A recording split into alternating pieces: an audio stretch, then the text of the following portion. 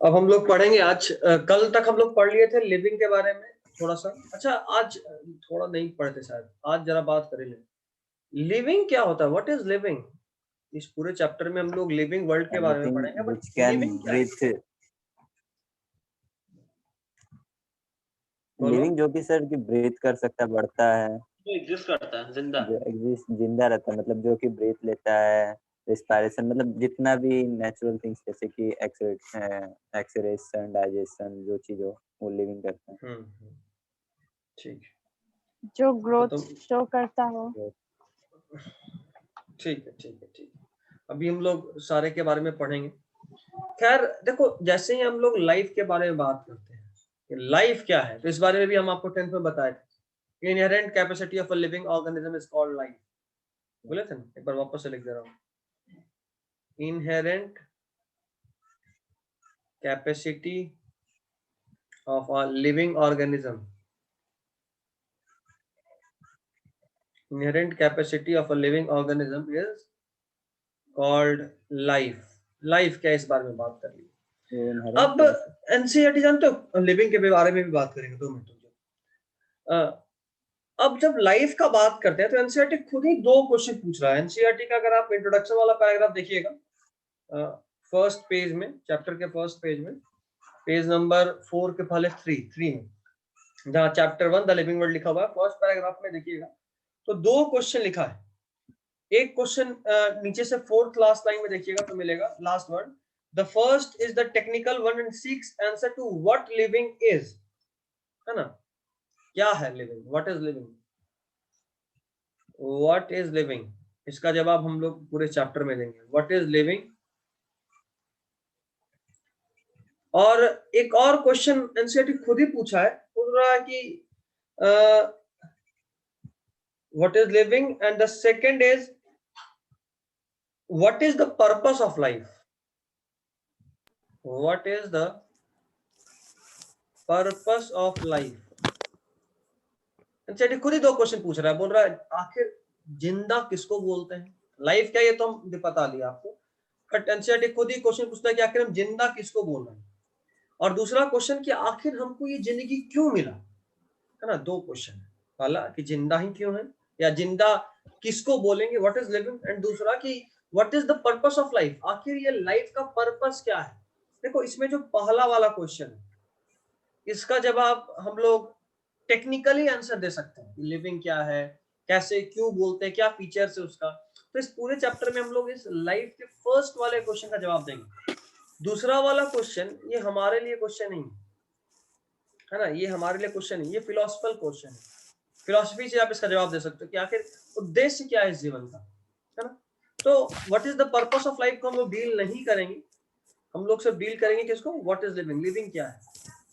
देखो, जैसे ही हम लोग लिविंग का बात करते हैं तो हम लोग 2-4 फीचर के बारे में बात करते हैं, जिनमें से पहला है ग्रोथ। पहला क्या है, ग्रोथ। अब सबसे पहला ये आपको टॉपिक बनेगा, हम चाहेंगे कि यहाँ से आपको लिखना है। आप इस लाइफ का डेफिनेशन को लिख लिए बुक में। yes. और हाँ सर, अब आप नए हो, आपके लिए बता लूं, कोशिश करोगे मैक्सिमम चीज को बुक में ही लिख लो, बुक में ही, क्योंकि बुक में हर एनसीईआरटी में आप देखोगे साइड में बहुत स्पेस है इसमें, तो वहीं कोशिश कर लो लिखने का, जहां बहुत एक्सेस होगा वहां पे साथ में एक कॉपी भी रखना, और स्पाइरल वाला कॉपी का कोशिश करना। ये सबके लिए सजेशन है, कॉपी कैसा रखने का कोशिश करना, स्पाइरल वाला। और इससे करना क्या ना कि जिस पेज में लिखे, मान लो आप पेज में लिखे, उस पेज को फाड़े और एनसीईआरटी के साथ स्टेपल कर ली, उसी पेज पे स्टेपल कर लिए या चिपका दिए सेलो टेप से, ठीक है। मतलब बुक स्क्रैप बुक बन जाना चाहिए ऐसा। एनसीईआरटी का पेज बाय पेज, जैसे मान लो ये एनसीईआरटी का पेज है, ठीक है, और इस पेज में हम लोग कुछ बहुत एक्स्ट्रा पढ़ लिए इस वाले पेज में अगर बात करें तो आप क्या किए कि एक कॉपी में लिखे, कॉपी को यहाँ पे स्टेपल कर दिए उस पेज को, ठीक है। अगर मान लो कोई एक टॉपिक बहुत ज्यादा है, सिर्फ एक टॉपिक, तो बुक में ही लिख दिए कि this is a long topic, go from copy, और कॉपी में भी पेज नंबर देकर पेज नंबर लिख दिए कि for this topic go from page number this, copy number this, क्योंकि बहुत सारा हो सकता है कॉपी बने। ये मेरा टेक्निक था, ठीक है। उसको वहां लिख देने से क्या होता है कि लास्ट में थोड़ा आराम हो जाता है। ये तो पता चला कि आप ढूंढ रहे होते इस टॉपिक को कहाँ कहाँ से पढ़े, पहले बुक पढ़े फिर कॉपी पढ़े, और ऐसे में छूट जाता है, कुछ ना कुछ मिस कर जाता है। इसीलिए ये अपने टाइम में यूज करते थे इस ट्रिक को। खैर चलिए अब आगे बढ़े। तो सबसे पहले बात कर रहे थे ग्रोथ का। देखो एनसीईआरटी का लाइन से बहुत सारा बोलेंगे बट आपको हूबहू याद होना चाहिए क्योंकि हमको याद है। इंक्रीज इन मास, एनसीईआरटी का सब पहला लाइन होगा, पहला पेज का last line, second last line. Increase in mass and increase in number are twin characteristic of growth. Directly NEET में पूछता है, increase in mass and increase in number are twin, आप लोग अंडरलाइन करेंगे सिर्फ, कैरेक्टरिस्टिक्स ऑफ ग्रोथ। और देखो एक और चीज बता रहे हैं, पूरे को अंडरलाइन किए, साइड में जो स्पेस है, पेज के इस साइड में स्पेस है, वहां पे ऐसे लिखे, ट्विन कैरेक्टर्स ऑफ ग्रोथ, और ऐसे एरो देकर, पहला इंक्रीज इन मास और दूसरा इंक्रीज इन नंबर। ये होता है इतने बड़े लाइन को इतने छोटे से लाइन में लिख लेने का तरीका। इससे क्या होगा कि अब आपको ये देख लोगे, ये वाला साइड वाला, ये वाला चीज, तो ये पूरा ही याद हो जाएगा। ये तरीका होना चाहिए, ऐसे ही हम लोग नोट्स करते हैं, बड़ा चीज को छोटा में कन्वर्ट करने का, ताकि एक नजर में देखे और याद हो जाए। ठीक है, तो आप ये कीजिएगा। अच्छा, increase in mass and increase in number, कोई भी चीज ग्रो कर रहा है मतलब उसके अंदर दो ही चीज हो रहा होगा, या तो उसका नंबर बढ़ रहा होगा या उसका मास बढ़ रहा होगा। मतलब ये कि हम लोग जैसे अभी आप लोग ग्रोइंग एज में हैं, तो अगर आपके बॉडी में ग्रोथ होगा मतलब आपके बॉडी के अंदर मास बढ़ेगा, सेल का मास बढ़ेगा, हाइट बढ़ेगा, है ना, हाइट बढ़ेगा, वेट भी बढ़ सकता है, मोटे भी हो सकते हो आप लोग। तो ग्रोथ होने का ये फीचर है, इंक्रीज इन मास और इंक्रीज इन नंबर। अच्छा ये बात बोले, इंक्रीज इन नंबर, ये थोड़ा सा अखड़ रहा है। इंक्रीज इन नंबर का मतलब क्या है, थोड़ा सा ये अखड़ रहा है कि इंक्रीज इन नंबर का मतलब क्या। तो इंक्रीज इन नंबर के लिए हम लोग ये स्पेशली हम लोग यूनिसेलुलर ऑर्गेनिज्म के लिए लिखे हैं। अगर आप यूनिसेल्यूलर, LCELLULAR, अगर आप यूनिसेलुलर ऑर्गेनिजम्स का बात करें तो यहाँ पे ग्रोथ एक टर्म यूज करते हैं, ग्रोथ इज सिनोनिमस। ये भी एनसीईआरटी का लाइन होगा, रुको हम पहले देख लेते कहाँ है ये एनसीईआरटी।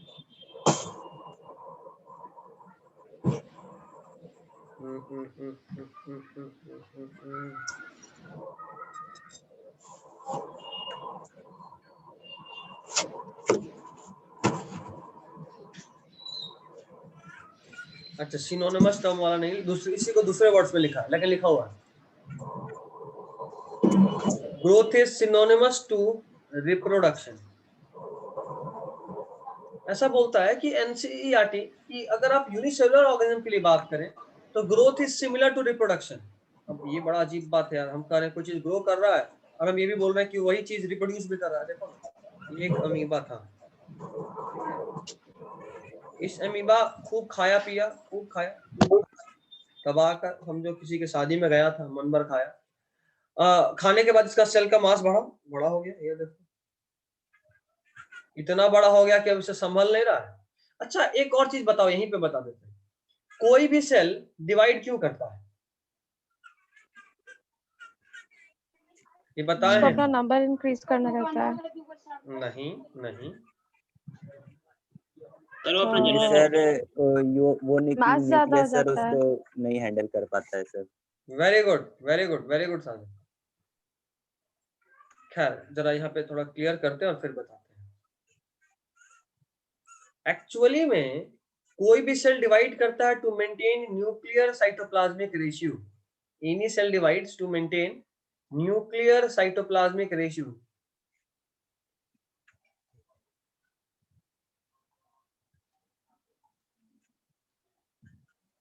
अब बोलो सर ये क्या नया नौटंकी, न्यूक्लियर साइटोप्लाज्मिक रेशियो। देखो मान लो एक बड़ा सा रूम था, एक बड़ा सा क्लासरूम, वहां 50 बच्चे थे और उन सब पूरे 50 को हम कंट्रोल कर रहे थे।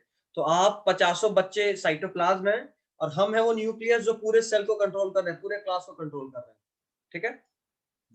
बट अगर ऐसा हो जाए कि उस क्लास में 50 के बदले अब 80 बच्चे, 80 स्टूडेंट्स, और अगर वहां 80 स्टूडेंट होंगे तो जाहिर सी बात है अब क्योंकि मेरे और बच्चों के बीच में दूरी बहुत बढ़ेगा, है ना, क्लासरूम बहुत बड़ा हो जाएगा तो दूरी बढ़ेगा। तो हो सकता है कि हम कितना भी स्ट्रिक्टली पढ़ा रहे हो, आखिरी बेंच पे आखिरी जो बच्चा बैठा फोन चला रहा हो सकता है ना। मतलब ये कि धीरे धीरे मेरा कंट्रोल पूरे क्लास पे थोड़ा कम हो जाएगा, है ना, क्योंकि हम बट जाएंगे। इतना बड़ा जब क्लास होता है तो मेरा ध्यान बटेगा, कभी हम पहले रो को देखेंगे, कभी दूसरे को, कभी तीसरे को, कभी चौथे को, कभी पांचवे को। तो जब ज्यादा अमाउंट हो जाता है तो किसी एक के लिए कंट्रोल करना थोड़ा मुश्किल हो जाता है। एक्चुअली में वही बात यहाँ होता है, वही बात यहाँ होता है। होता यूं है कि जैसे ही ये न्यूक्लियस था मान लो, और इस न्यूक्लियस पे को सिर्फ इतना साइटोप्लाज्म कंट्रोल करना था, ठीक है ना। तो जब तक सिर्फ इतना साइटोप्लाज्म कंट्रोल करना था, ये न्यूक्लियस खुशी खुशी कर रहा था। बट अचानक से क्या हुआ कि ये सेल बहुत बड़ा हो गया और अब इसका न्यूक्लियस इतना कंट्रोल कर रहा है, देखो इतना एक्स्ट्रा। तो अब इस न्यूक्लियस का इस जगह पे कंट्रोल थोड़ा कम हुआ, जो दूर है ना। तो यही बात होगा। अब मान लो जब ये न्यूक्लियस जब इतने बड़े वाले सेल में था, छोटे वाले सेल में, तब वो सेल ऑर्गेनेल को बोला था कि भाई ये करो वो करो, और सारा सेल वो बात मान रहा था। बट अब जैसे ही ये बड़ा हो गया, सेल बड़ा हो गया, तो अब न्यूक्लियस का बात सारा सेल ऑर्गेनेल नहीं मान रहा है। तो न्यूक्लियस सोचा अब कंट्रोल वापस कैसे लाए, या अगर हम ही होते उस क्लास में और अब हमको चाहिए होता कि नहीं हमको ये कंट्रोल वापस से चाहिए जो पहले था, ताकि जब तक मेरा पूरे क्लास पे कंट्रोल नहीं होगा, क्या मेरा काम इफेक्टिवली हो सकता है? नहीं हो सकता। वैसे ही जब तक पूरा कंट्रोल न्यूक्लियस का एक सेल पे नहीं होगा तो उस सेल पे पूरा इफेक्टिव कंट्रोल नहीं होगा न्यूक्लियस का। न्यूक्लियस ही कंट्रोल करता है पूरे सेल को। तो हम क्या चाहेंगे, हम सजेशन देंगे कि भाई एक काम करते हैं, ये जो 80 स्टूडेंट का बैच है ना, इसको दो बैच में कन्वर्ट कर देते हैं, डिवाइड कर देते हैं 40-40 के बैच में। तो सोचो तो पहले 50 बच्चा था तब भी हम अच्छे से कंट्रोल कर ले रहे थे, अब तो 40 बच्चा हो गया तो फिर से मेरा कंट्रोल बहुत ज्यादा हो जाएगा ना। Yes, sir. होगा नहीं होगा? Yes, होगा। sir. और अगर ऐसा हुआ तो ये सेल भी यही सोचता है कि अगर हम इस बड़े वाले सेल को दो सेल में कन्वर्ट कर दें, तो इस सेल पे, इन दोनों सेल्स पे, इन दोनों के रिस्पेक्टिव न्यूक्लियस का कंट्रोल बढ़ जाएगा, बढ़ेगा ना? बोलो। Yes, sir. बिल्कुल, सिर्फ एक ही असर बोल रहा है, बाकी तो सिर्फ सुन रहा है कहानी की तरह। बाबू अगर सिर्फ सुनोगे ना तो फिर लास्ट में नींद आना शुरू हो जाएगा और हम छुट्टी नहीं देंगे 1 घंटा से पहले। सर जो चलो न्यूक्लियस डिवाइड, हाँ बोलो मुशर्रफ। सर जो न्यूक्लियस डिवाइड हुआ वो यानी साइज और यानी शेप में उसी के इक्वल होगा जो न्यूक्लियस डिवाइड किया था। हाँ सर दो इक्वल पार्ट में डिवाइड करना जरूरी है। हमेशा जरूरी नहीं है बट मैक्सिमम केस में होता है। ये देखो इक्वल पार्ट्स अगर हम बात कर रहे हैं तो ये इक्वल पार्ट साइटोप्लाज्म के नंबर के अमाउंट पे है। साइटोप्लाज्म कैसा होगा, ठीक है?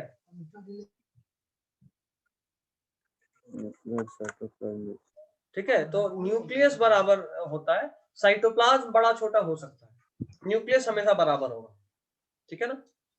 खैर चलिए, तो अब न्यूक्लियस साइटोप्लाज्मिक रेशियो समझिए, न्यूक्लियस बाय साइटोप्लाज्म का रेशियो, न्यूक्लियस कितना है, CLEUS, न्यूक्लियस बाय साइटोप्लाज्म।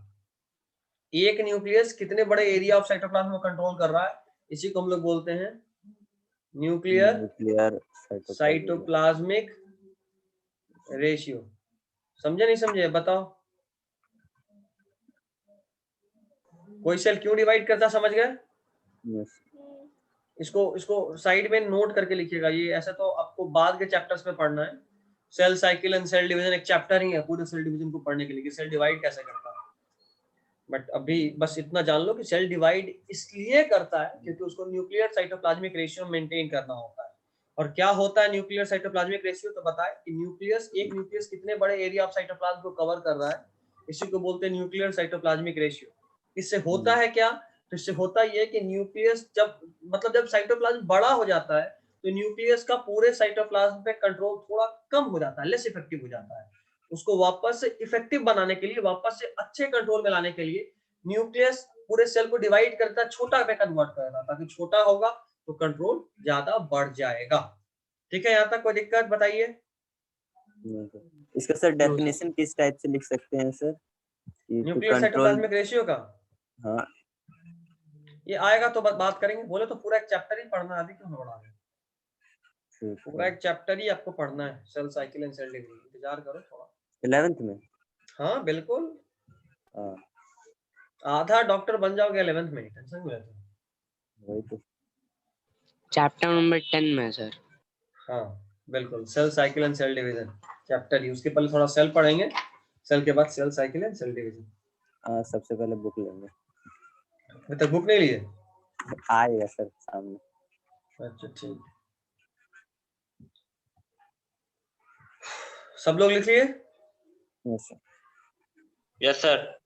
चलो तो क्या था हम ऐसा सर? करें, इन विट्रो बात करते हैं, रुक जाओ बात करते हैं। इन विट्रो कल्चर क्या होता है बात करेंगे। अभी बता रहे थे कि यूनिसेलुलर में ग्रोथ और रिप्रोडक्शन सेम बात है। तो देखो ये अमीबा था, जब तक में ये खा पी के बड़ा हुआ तो जाहिर सा बात है सेल में न्यूक्लियर साइटोप्लाज्मिक रेशियो बढ़ गया, तो उसको कम करने के लिए तुरंत से क्या होगा? डिवाइड होगा। तो अगर हम बात करें इस अमीबा के लिए, तो इस अमीबा में ये तो सेल का साइज बढ़ा क्या?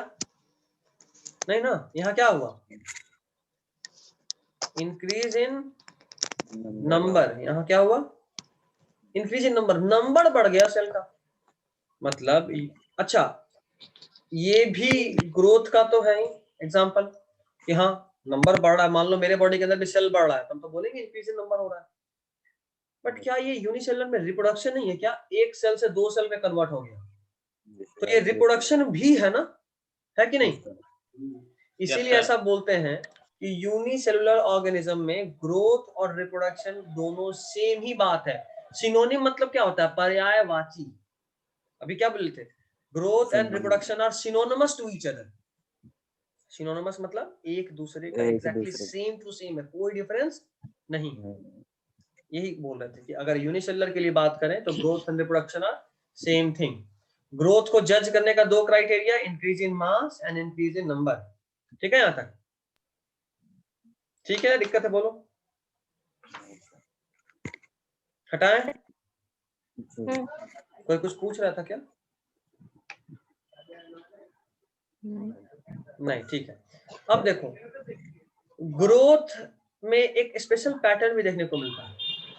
अगर आप बोलो प्लांट के केस में, तो प्लांट में ग्रोथ या डिवीजन ऑफ सेल सिर्फ फिक्स जगह पे होता है, ठीक है? तो ये लोकलाइज्ड होता है। क्या होता है? लोकलाइज्ड, फिक्स जगह पे। और जहां पे होता है उसको हम लोग बोलते हैं मेरिस्टम। याद आ रहा ना 9th में? Meristematic tissue. Yes sir, meristematic tissue. Meristematic tissue एक ऐसा टिश्यू था जिसके पास एबिलिटी टू डिवाइड था। याद आ रहा है? एक ऐसा टिश्यू प्लांट में जिसको पास एबिलिटी ऑफ डिवीजन है। तो जाहिर सा बात है अगर सिर्फ उसी टिश्यू के पास एबिलिटी ऑफ डिवीजन है तो सिर्फ वहीं पे ग्रोथ हो पाएगा, है ना? क्या दिक्कत है बोलो? है, इसीलिए बोले कि प्लांट के केस में फिक्स्ड जगह पे ग्रोथ होता है। तो वैसे ग्रोथ को क्या बोलते हैं? लोकलाइज्ड। हाँ, लोकेशन इज फिक्स्ड। अच्छा, एनिमल के केस में बात करें तो एनिमल में जो ग्रोथ होता है ना वो डिफ्यूज्ड होता है। डिफ्यूज्ड मतलब सब जगह बटा हुआ, कहीं पे फिक्स नहीं, कहीं पे लोकल नहीं। जैसे मान लो कभी ऐसा देखे कि ये कोई आदमी है, इसका पैर तो बढ़ गया और हाथ बाद में बढ़ा, ऐसा हुआ कभी? सुने? नहीं। No sir. अच्छा, ऐसा भी नहीं सुने होगा कि बच्चा का बॉडी बढ़ गया बट सिर अभी भी छोटा सा इतना सा है, मटर टाइप? ऐसा भी नहीं सुने? नहीं। मतलब हमारे बॉडी में जब ग्रोथ होता है तो कोऑर्डिनेटेड वे में होता है, हर जगह बराबर से एक रेशियो में होता है ना? Yes sir. इस तरह के ग्रोथ को क्या बोलते हैं? Diffuse type. डिफ्यूज। सर जैसा एज बड़ा हो जाता है उस पर उसका हाइट किसी किसी कम रहता है, वो हाइट ही कम थोड़ा ना होता। अगर हाइट कम है रोहित, अगर ऐसा कह बोल लो कि एज अधिक हो गया बट हाइट कम है, तो सिर्फ हाइट ही थोड़ा ना कम होता है। बिल्कुल, तो सिर्फ हाइट ही कम थोड़ा ना होता है, उसका हाथ वाथ भी छोटा होगा, मतलब बॉडी का सारा ऑर्गन भी छोटा होगा। उससे छोटा रहता है। जैसे उम्र है 25 साल, लाइक 7-8 साल का बच्चा है।